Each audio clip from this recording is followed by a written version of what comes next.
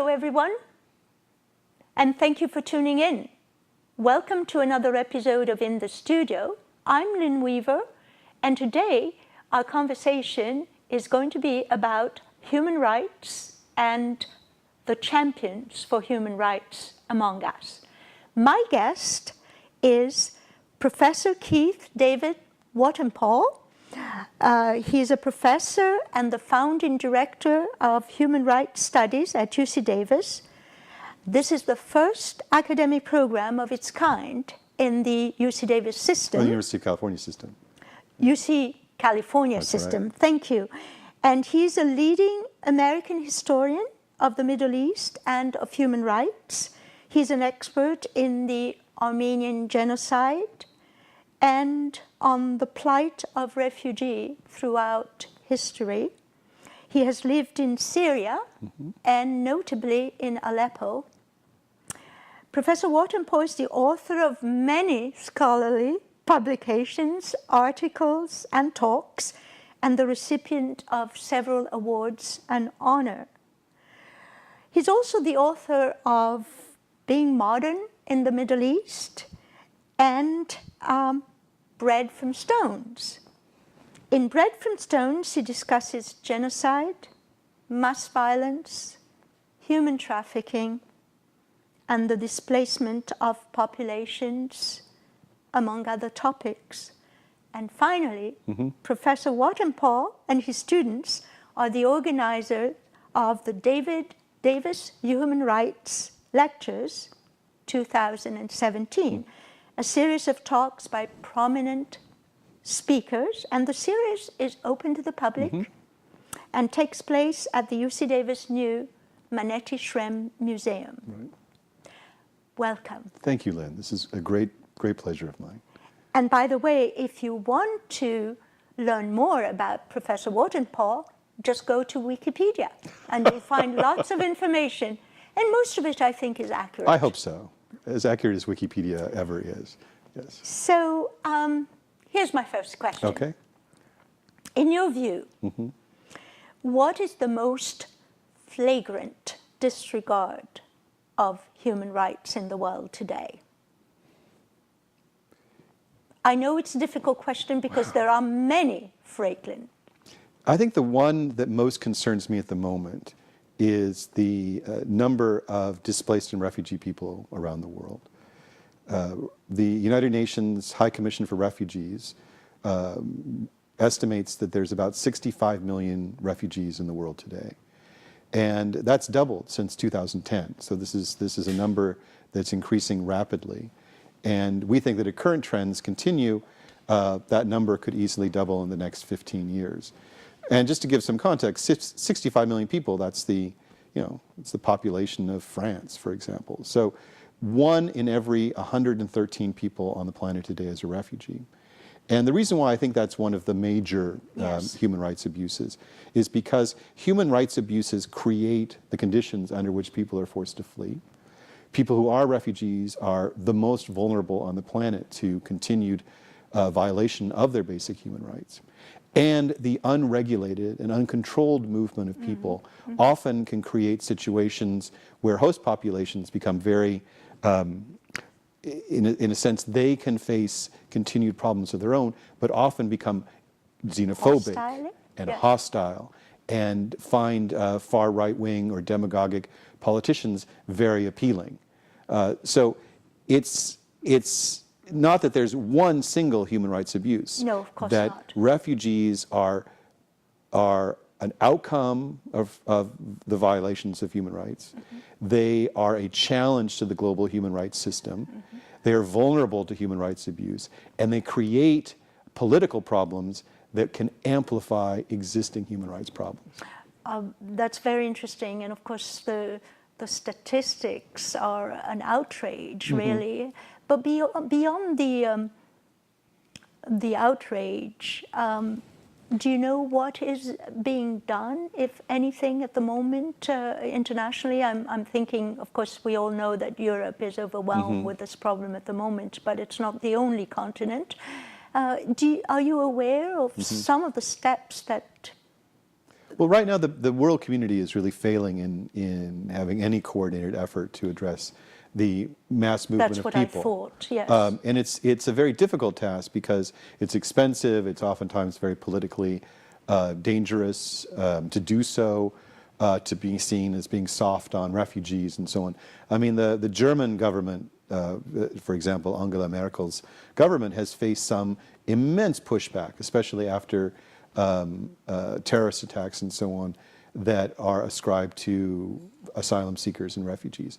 But I mean, there's something to keep in perspective here, though, which is that Europe's taken 1 million or so, for example, of Syrians. Oh, right? yes. Yeah. And Turkey.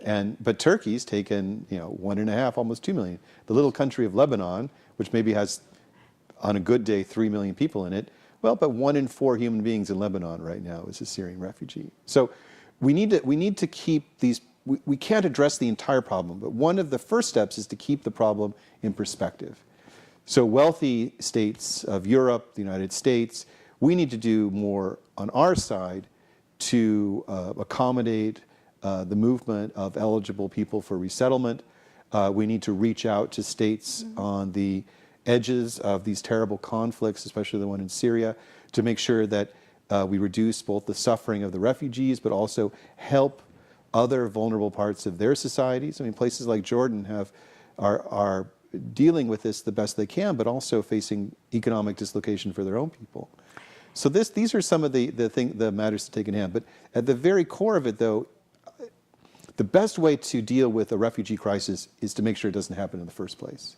And yes. that's what we've failed miserably in that regard. Yes.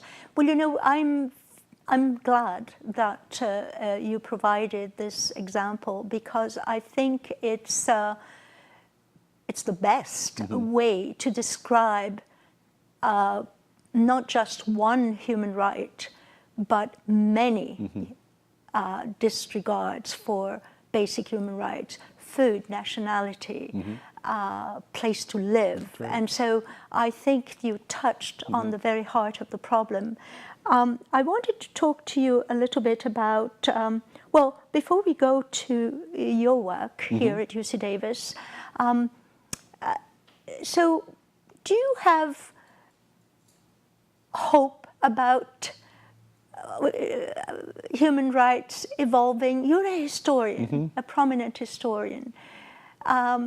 You must know that human rights throughout the history have been existing and non-existing. Where are we now? Well, in my big human wrongs, human rights class, which you came to one time, in fact, yes. The opening day, we talk about slavery. This is the first section, is on slavery. And I have my students take we have a line I have from my boat, a very long line, and it's about 100 feet long. And we imagine that this line that goes out, we take it all the way out of the classroom, we imagine it's the last 10,000 years of history. And we talk about sort of different kinds of slavery at each point along that line. We keep moving further and further. And we get to the moment in time when human beings decided that, well, chattel slavery, this really isn't what we should be doing. And it led to terrible violence in the form of the American Civil War, but also incredible efforts and to end slavery, and very noble efforts. Frederick Douglass and others, and Abraham Lincoln, is at the very end of that rope. But as I say to my students, it happened. The weight of history supporting slavery was immense, but human beings just in the last few hundred years decided they didn't want to have slavery anymore. Yes. And they were willing to fight and die to end it. And so, we look at these terrible violations of human rights, and we see them as so insurmountable. And I remind myself, no, slavery, it's illegal. We have other fields of human rights or human wrongs that we've successfully addressed as a people. So it takes will, and it takes effort, and it takes time, and it takes patience. And these things are in short supply, unfortunately. Keith, do you believe that by making students, young people, aware of all these violations of human rights, and also making them aware of what human rights are, we will be able to change their mindset, or not rather the mindset, but educate them in fighting for the protection of human rights. Our students are, I mean, I know it's sort of popular to sort of diminish the character of millennials, but I don't see that amongst my students. I think they're some of the most idealistic and committed young people I've ever encountered. And, you know, I look back at, you know, when I was an undergraduate in the late 80s, we were very cynical and very materialistic. And I don't see that amongst our young people. So they come into my courses of human rights, and my colleagues are teaching courses on human rights in Latin America, or human rights in gender and sexuality. And we teach courses on such horrible topics as genocide and so on. They come in with a great deal of idealism, and I see one of my roles as an educator to help sort of refocus some of that idealism in a very sort of more pragmatic approach. But at the core of that is helping students understand both what human rights are, what human rights they have, yes, but also help them understand that one of their most important responsibilities as young people who have been given the opportunity to study at one of the greatest universities in the world is that they have the responsibility to help defend the rights of others. Yes. And that's what should make people hopeful, right? Is that we are taking some of the brightest and best of our young people in California, and we are helping them understand and confirm that responsibility. And, you know, it doesn't have to mean they become international lawyers, or they become, yes, these people working in the tough neighborhoods of Oakland or something, yes, before they gentrify.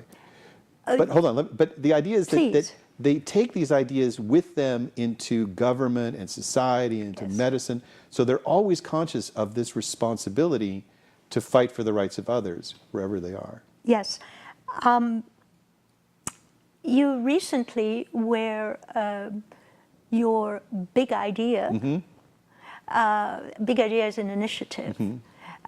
Your idea for a human rights institute at UC Davis was unanimously approved. Can you tell us a little more Sure. about I mean, that? UC Davis right Yes. now is mapping out some of the ideas and directions it wants to take in the future as we reach out to the community for support. We go, and many of these ideas are about developments in brain health, and agriculture, and farming. But our idea to establish the first new global human rights institute on the West Coast, where we're bringing the entire force of the university to bear on human rights problems, was recently approved and endorsed. One of only 13 that will really put a great deal of energy behind. So I'm very pleased about that. I am too. Pleased. I think it's going to be a success. Now, you lived in Syria and you lived in Aleppo, and so you have seen firsthand Syria the way it was before the war. I remember in 2011, we brought you in my days at Capital Public Radio. Jeffrey Callison of Insight interviewed you. And I often think of the words, what you said. The West, and I'm paraphrasing, the West has overlooked and ignored Syria, and yet it's the country that is where the conflict is going to be the most severe, and it will expand across borders. How much foresight is that? Wonderful. How do you think this conflict is going to go? That's a very difficult to answer. Right? I mean that's an obvious thing to say. And as a historian, I prefer to look backwards than to look forward. But I think the critical issue with Syria is that even though the main city of Aleppo has been recaptured by the government, there's still terrible battles raging throughout the country. Yes. And there's terrible deprivation. And a significant portion of the Syrian population is not in Syria. So I think that these wars, these civil wars, these international wars can go on, and that our responsibility is really to try to address the kinds of suffering that these wars have caused the best way we can. And that doesn't necessarily mean military involvement and so on. That Yes. means us committing resources and time to addressing the needs of young people and others who have been forced from their homeland by this conflict. Well, I'm afraid our time is up. It went so quickly, did. and there's so many questions. Maybe we will have a follow-up. Sure. Thank you so much. Thank you so much. Yeah, I appreciate it. Professor Watenpaugh, for taking the time to come and explain to us what human rights are and what you do to protect human rights around the world. I'm honored that you came to talk to us. Thank you. And thank you very much, all of you, for watching. Now, if you'd like to stream this episode or even go on our dctv.davismedia.org, you can watch this interview again. And also, it will be available on YouTube. And while you're there, you might want to check some of our other interviews. We have very interesting topics and absolutely wonderful speakers. From all of us here at Davis Media, thank you and see you next time.